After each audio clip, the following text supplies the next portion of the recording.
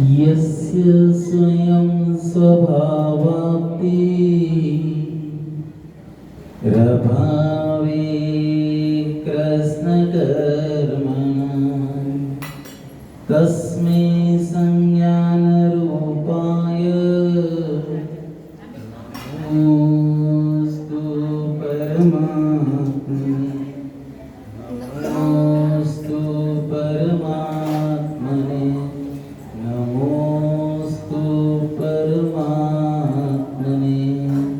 आदि ब्रह्मादिनाथ भगवान की जय। अंतिम तीर्थेश्वर महावीर भगवान की जय। परम पूज्य ज्येष्ठ आचार्य आचार्य गुरु श्री आदिशंकर जी महाराज की जय। परम पूज्य तीर्थ भक्त शिरोमणि आचार्य गुरु श्री महावीर कीर्ति जी महाराज की जय। परम पूज्य वात्सल्य रत्नाकर निमित्त ज्ञानी आचार्य गुरु श्री विमल सागर जी महाराज की परम पूज्य तपोमूर्ति तपोमार्तर महामनाचार्य भगवान सन्मति सागर जी महाराज की भारत गौरव गणाधिपति गंधराचार्य श्री कुंतु सागर जी महाराज की अभिक्षण ज्ञान अपनी चतुर्भट्टाधीश मम प्राण श्रेष्ठ गुरु मम शिक्षा दीक्षा गुरु आचार्य गुरु सुनील सागर जी गुरुदेव की बोले वात्सल्य मूर्ति युवा रत्न अतिशय योगी मुनि श्री सुयत्न सागर जी महाराज की। लगातार आप सभी जन धर्म गंगा में नहा रहे हैं, धर्म में ओतप्रोत हो रहे हैं, अपने आप को धर्म के मार्ग पर लगाकर निज का स्वरूप जानकर अपना आत्म कल्याण कर रहे हैं, तो आप भव्य जी। आचार्य भगवान पूज्यपाद स्वामी एक महान आचार्य हुए जिन्होंने अपना तत्व ज्ञान से एक महान ग्रंथ की रचना की। उस ग्रंथ का नाम है इष्टोपदेश। कि जो इष्ट के उपदेश, जो प्रभु का उपदेश हमारे लिए आया है, उस उपदेश को अगर हमने जान लिया, पहचान लिया, तो हमारा जीवन का कल्याण अवश्य हो जाएगा। जब तक हम बहिर आत्मा में हैं और बहिर आत्मा से अंतर आत्मा में उतरेंगे, निज स्वरूप में उतरना चालू करेंगे और निज स्वरूप से अपन अगर उतर गए तो एक ना एक दिन अपन परमात्मा भी बन जाए। यहाँ इस ग्रंथ के अंदर हमें ये समझाया जा रहा है कि हे भव्य जीव, तू बहिर आत्मा से अंतर आत्मा में उतर और अंतर आत्मा से परमात्मा बनने की शक्ति तुझमें विराजमान है। तो अपने आप को परमात्मा बनाने के भाव।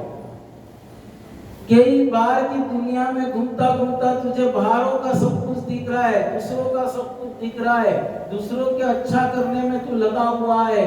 जब तक तू अंतर आत्मा में निज स्वरूप में नहीं उतरेगा, जब तक खुद के स्वरूप में नहीं आएगा, तब तक तुझे अपना कुछ भी अच्छा नहीं समझ। और जिस दिन तो अपने स्वरूप में उतर गया, अपने आप में लीन हो गया, अपने कार्यकाल में सत्य होने लग गया, तो तू एक ना एक दिन परमात्मा बनने का भी ताकत बना है। हमें बाहर की दुनिया से कुछ लेना देना नहीं है। बाहर का देख देख के हमने बहुत जीवन जी लिया। अब अंतर आत्मा में आके परमात्मा बनने के भाव बनाओगे तो तुम्हारा कल्याण होगा। आज भगवत आचार्य पूज्यपाद स्वामी हमें ये बताना चाह रहे हैं कि भैया अब मुझे क्या करना है, किस तरह से अपने आप को बदलना है। तो कह रहे हैं आचार्य भगवान, दुर्जेन सुरक्षेण नस्वराधनादिना स्व स्व स्वस्तं मना जना कोपी ज्वरावाणी से सर्पिशान। आचार्य भगवान इस गाथा के माध्यम से आपको बता रहे हैं दुर्जेना। दुर्जेना का अर्थ है कि मां कष्ट के साथ कमाए जाने पर असुरक्षेणा, मतलब हम असुरक्षित है। हमने बहुत मेहनत से जो धन अर्जन किया, सब कुछ है, वो असुरक्षित किससे है?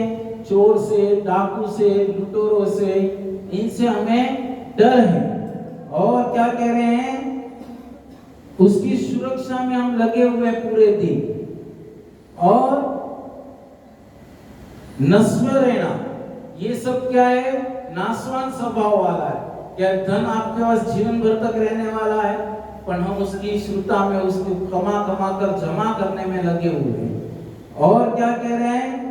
धनादीना, धन, स्त्री, पुत्र एवं मित्रादि, ये के द्वारा आपने आपको स्वस्थ अर्थात सुखी मन्य मानने वाला कपि जन, कोई भी मनुष्य सर्पिसा घी पीकर, क्या उदाहरण दिया आचार्य महाराज ने कि घी पीकर अपना बुखार उतार सकता है?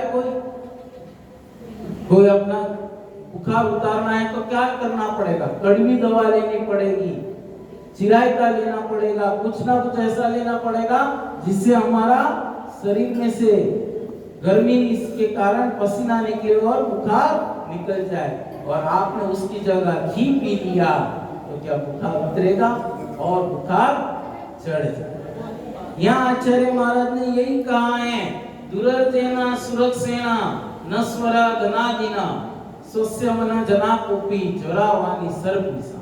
मतलब आचार्य महाराज यहाँ समझाना चाह रहे हैं कि हे भव्य जीव, आज तक तूने अपने धन को सुरक्षा करने के लिए कितनी जगह कोशिश कर ली, कितनी जगह तू धन छुपा कर रखने की कोशिश करता है, तिजोरी में रखता है, लॉकर में जाके रखता है, इधर उधर कहीं पे भी छुपा छुपा कर रखता है, पर क्या वो छुप पाता है?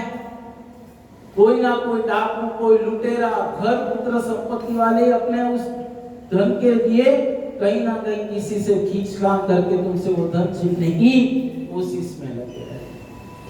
और तुम्हें ये लगता है, आप लोगों को ये लगता है कि अगर मैं ये करूंगा तो मैं इससे बच जाऊंगा। तो आचार्य महाराज कह रहे हैं कि कोई व्यक्ति बुखार में लुप्त है, बुखार से तड़प रहा है और उसके लिए तुम घी पिला दो तो क्या उसका बुखार उतर जाएगा? उसकी जगह और बुखार ज्यादा हो जाएगा और तकलीफ बढ़ जाएगी। इसके लिए हमें क्या करना है कि हमें इन सब की प्रपंचों में ना पड़ करके निज के स्वरूप में उतरने की कोशिश करना है, ताकि मेरा आत्म कल्याण हो, मेरा आत्म चिंतन बढ़े, मेरा आत्म भाव बढ़े, ताकि मैं उससे सब कुछ कर सकता हूं। आचार्य भगवान कह रहे हैं कि हे भव्य जीव, अगर तुझे अपने आप को स्वस्थ रखना है, मस्त रखना है, तो निज के स्वरूप में उतर जा, बाहर की प्रपंचों से दूर हो जा और अपने कार्य में लगकर अपने आप को सुरक्षित कर।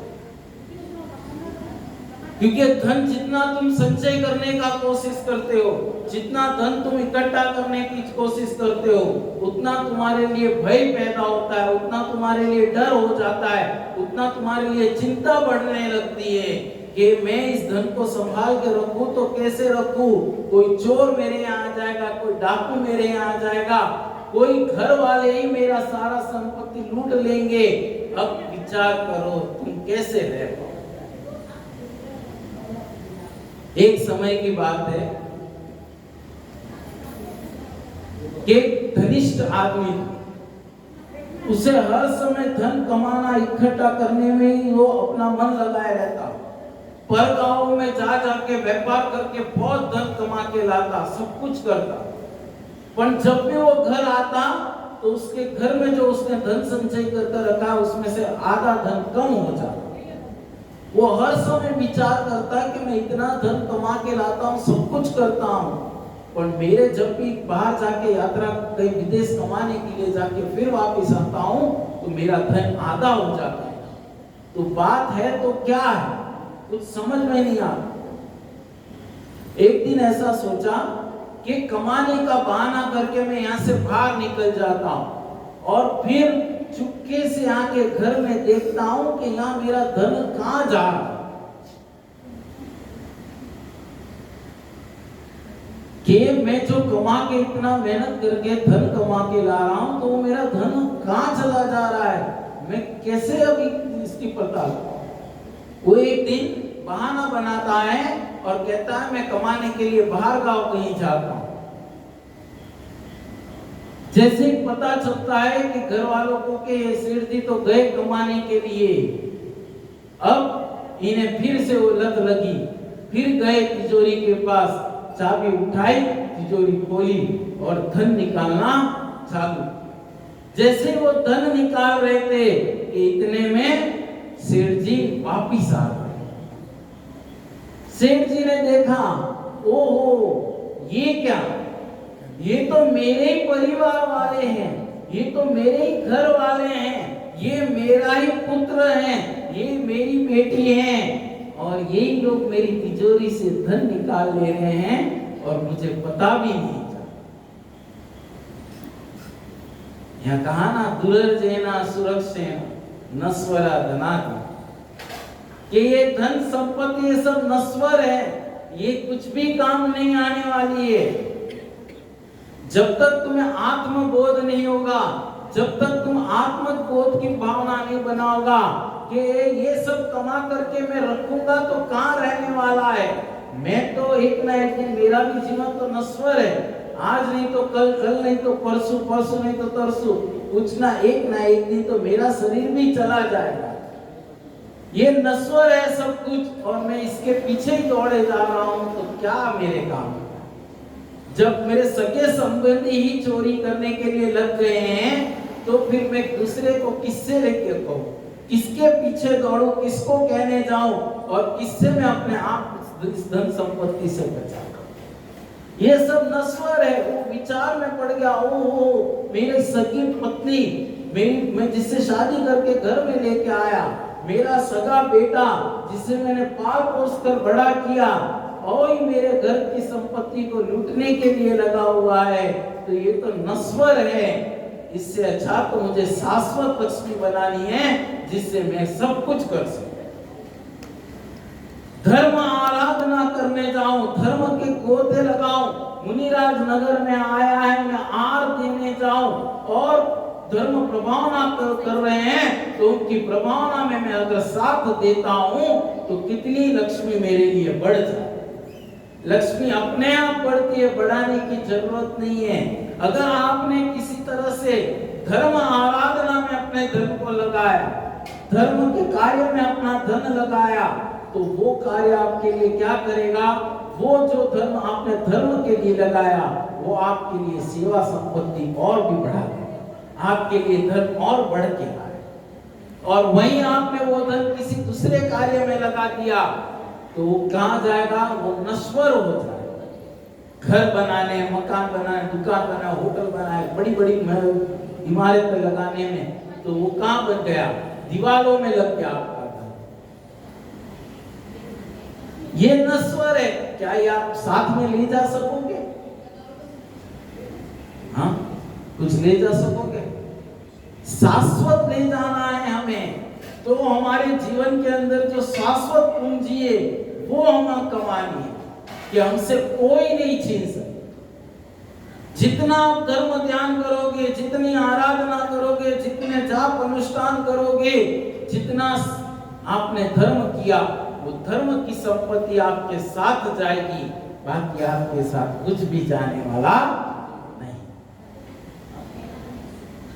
इसके लिए हम दुर्जेना, मतलब दुश्मन, शत्रु, इन सब से बचकर, दुर्जेना सुरक्षेना, हम सुरक्षा करते हैं दुर्जनों से, कि हमारी कोई धन संपत्ति ना उठा ले जाए, कुछ ना करे, उसके लिए हम सुरक्षा करते हैं। नश्वरा धनादिना, ये सब क्या है, ये नश्वर है। ये कौन सी लक्ष्मी आपके काम आनी है? रुपया, पैसा, धन दौलत, ये कौन आप साथ ले जा सकते हो, बताओ? क्या आपका मरण आसन हो गया, आप बोलना बेटे को, बेटा मेरा मरण हो जाए तो आप पूरी मेरी जितनी पूंजी कमाई है ना, वो सारी मेरे उसके ऊपर लगा दे। बेटा बोलेगा, बापूजी कैसी बातें कर रहे हो, आप तो उम्र से सठिया ही ये रखते हो, आप रुपयों की कागज की वो पोटलियां, कागज की गड्डियां आपके ऊपर रखूंगी, आप तो बाद में जलोगे, ये तो पहले जल जाए। अब विचार करना कि ओ मैं ये जड़ लक्ष्मी को कमाने जा रहा हूं। कौन सी? ये जड़ लक्ष्मी को मैं कमाने जा रहा हूं, और इसके पीछे मैं लगातार जीवन भर तक दौड़ता रहा, पर ये लक्ष्मी तो मेरे कहां साथ आने वाली है। अब विचार करना लक्ष्मीलाल जी, कि आपका नाम लक्ष्मी लाल जी, आप लक्ष्मी जैसे हो, तो विचार करना आप कि मेरी ये संपत्ति कितनी मेरे साथ जाने वाली। मुझे तो वो लक्ष्मी ले जानी है कि जो मेरे इस भाव में भी काम आए और पर भाव में भी मेरे काम आवे। वो लक्ष्मी अगर मैं साथ में ले गया तो मेरे लिए कल्याण होगा, बाकी मेरा कल्याण होने वाला नहीं। मुझे तो चैतन्य स्वरूप को जानना है। मैंने अब तक जो भी किया उससे मुझे कुछ भी लाभ नहीं हुआ। मैं कमाने गया, पत्नी को के लिए मेहनत की, बेटों के लिए मेहनत की, बच्चियों के लिए मेहनत की, उनको बड़ा करके शादियां कराई, सब कुछ कर लिया, जितनी लक्ष्मी सब उनके पीछे लगाई, पर मेरे लिए मैंने क्या किया? क्या किया बताओ? कि मेरे लिए मैंने क्या जमा किया, मेरे लिए मैंने क्या अनुकृत किया जिससे कि मैं अपने आप का कल्याण कर सकूं, मेरा आत्म कल्याण हो। वो बात कब आए बताओ? बोलिए, है कोई जवाब आपके पास? कुछ बोलने के लिए है आपको कुछ भी बोल नहीं पाओगे, क्योंकि अब तक आपको बाहरी दुनिया में आनंद आ रहा है, बाहर के इसमें ही रचे पचे हो आप। जब तक इस बाहर की दुनिया से आप अंतरंग में नहीं उतरोगे, निज का चिंतन नहीं करोगे, तब तक आप परमात्मा नहीं बन पाओगे। और जिस दिन आपने ये सोच लिया, तब आप इस गाथा का मर्म समझ जाओगे कि दुरर्जेना सुरक्षेना नस्वरा धनादि सस्य मन जनापोपी जरावानी सर्पिसा। जरावानी सर्पिसा का उदाहरण आचार्य महाराज ने इसके लिए दिया कि एक व्यक्ति को बुखार आ रहा है और उस बुखार के दिनों में उसे घी पिलाया जाएगा, तो क्या उसका बुखार उतर जाएगा? कि उसका रोग उतर जाएगा और बढ़ जाएगा? इसके लिए उसकी बुखार की जगह पर उसे कड़वी दवाई पिलाई गई, कोई काढ़ा पिलाया गया तो तुरंत पसीना बनकर उसका बुखार निकल जाएगा, और उसकी जगह घी पिलाया तो उसका शरीर और गर्म हो जाएगा। इसी तरह से हमें भी ये समझना है कि हम जब तक बाहरी दुनिया में घूमते रहेंगे कि ये मेरा है, वो मेरा है, ये मेरा करने में लगे रहेंगे, तब तक आपका कोई भी उद्धार होने वाला है।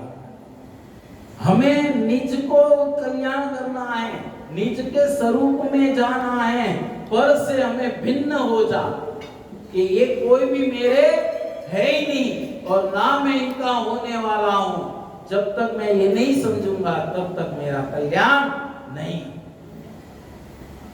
एक समय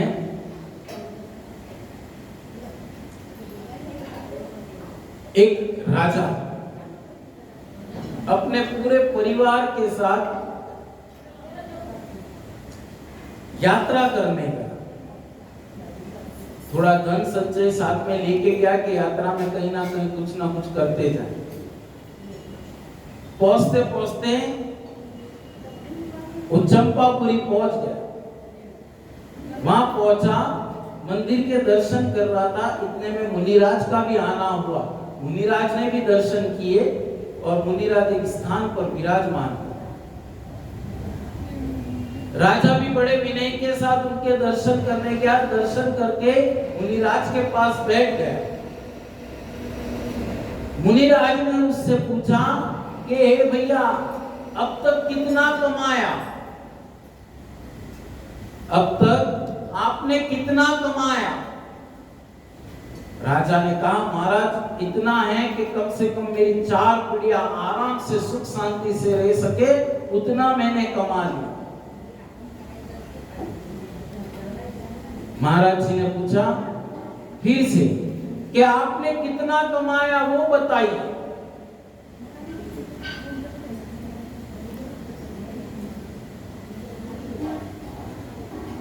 राजा ने फिर वही जवाब दिया। महाराज चकित हो गए कि ये अभी तक लगता है बहिरात्मा में ही घूम रहा है, इसे निज का स्वरूप अभी तक नहीं मालूम। मुनिराज ने कहा कि हे राजन, मैंने क्या पूछा आपसे? तो राजा ने कहा कि मैंने कितना कमाया, वो आपने पूछा गुरुदेव मुझसे। तो क्या मैंने वो नहीं पूछा आपसे, मैंने कहा आपने अपनी जीवन के लिए कितना कमा के रखा है, अपने आत्मा के लिए कितना कमा के रखा, आत्मा स्वरूप के लिए कितना कमा के रखा। राजा ने कहा गुरुदेव इतनी पूंजी है कि आराम से खा पी कर रह सकता हूं, कम से कम मेरी 2, 5, 10 पीढ़ियां आराम से खा सकते। मुनिराज ने कहा कि राजन आपके मरणासन के बाद आप कितना ले जाओगे?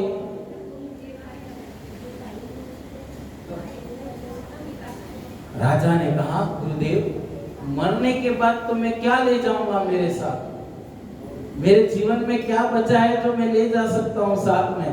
रुपया पैसा मेरे ऊपर रख दिया तो जल के खाक हो जाएगा, मैं क्या ले जाऊंगा? तब मुनिराज ने कहा कि हे राजन अब तक आपको बाहर के चिंतन था, अब नीच का चिंतन करो कि मैं इतना धर्म आराधना करूं, इतने जाप अनुष्ठान करूं, इतना मैं प्रभु पूजा अभिषेक साधना करूं। मुनिराज नगर में आए हैं तो उनकी अंजलि में आर देने जाऊं, उनकी वैयावृत्ति सेवा करो, ताकि उनका मेरा वो कमाया हुआ धन, वो कमाई हुई लक्ष्मी मुझसे कोई नहीं छीन सकता। राजा ने कहा हाँ गुरुदेव ये बात तो सही है। अब तक तो मैं पर के लिए दौड़ रहा था, पर के चिंतन के लिए दौड़ रहा था, पर का ही करने में लगा हुआ था, पर आज मुझे शाश्वत मालूम पड़ा कि मैं पर के लिए दौड़ रहा हूं तो मुझे मेरे लिए कुछ काम करना। जब तक मैं खुद के लिए नहीं दौड़ूंगा, खुद के चिंतन मनन के लिए नहीं दौड़ूंगा, खुद का आत्म स्वभाव में नहीं आऊंगा, तब तक मेरा कुछ भी होने वाला नहीं। कि गुरुदेव अब तक मैं पर के लिए दौड़ रहा था, इसके लिए मुझे कुछ समझ में नहीं आया। मुनिराज ने कहा कि हे राजन पर का चिंतन करते करते तुमने कितने ही साल निकाल दिए, अब अपना आत्म चिंतन करो कि मैं अब तक क्या कर रहा था। जब तक मैं धर्म आराधना नहीं करूंगा, प्रभु सेवा नहीं करूंगा, गुरु के चरणों का रज नहीं करूंगा, मुनिराज को आर देने नहीं जाऊंगा, तब तक मेरे लिए कुछ भी काम का नहीं। हे गुरुदेव आज आपने मुझे सच्ची राह बता दी कि मैं दूसरे के पीछे दौड़ रहा हूं, वो मेरे कुछ भी काम नहीं आएगा, और स्व के लिए दौड़ूंगा, स्व के कार्य के लिए दौड़ूंगा तो मेरा आत्म कल्याण अवश्य हो जाए। मुझे मेरे आत्म कल्याण के पीछे हे भव्य जीवो अपने लिए दौड़ना चालू कर दो। अब तक आप पर के लिए दौड़ रहे थे, तब आपका कुछ भी कल्याण नहीं होगा, और जिस दिन आप अपने लिए दौड़ना चालू कर दोगे उस दिन आप सबका कल्याण हो जाएगा, आप सबका मोक्ष मार्ग प्रशस्त हो जाएगा। आपके नगर में साधु आए हैं, आपके नगर में साधु आने का आपके लिए बहुत बड़ा पुण्य है। लोग तरस जाते हैं कि मुनिराज हमारे गांव में आवे, हमारे नगर में आवे, हमें 4 महीने का मौका मिले। आप उसका पुण्य कमा लोगे तो आपका जीवन का कल्याण हो। नगर में साधु आते हैं, उनकी अंजलि में 1 ग्रास 2 ग्रास आपने आर दे दिया तो कितने बहुत का पुण्य बांध लो। मुनिराज जितनी दिन भर में चर्या करते हैं उस सारी चर्या का आपको पुण्य लगता है। इसके लिए अपने जीवन का कल्याण करो, अपने आप को मोक्ष मार्ग पर लगा के रखो, धर्म आराधना में लगा कर रखो, और अपना चिंतन बढ़ाते जाओ। आप सबका कल्याण होगा, आप सबका कल्याण हो, आप सबका मोक्ष मार्ग प्रशस्त हो। यही मंगल भाव के साथ बोलिए आचार्य गुरु सुनील सागर जी गुरुदेव की, बोले वात्सल्य मूर्ति युवा रत्न अतिशय योगी मनीषी सुयत्न सागर जी गुरुदेव की। जवानी के ज्ञान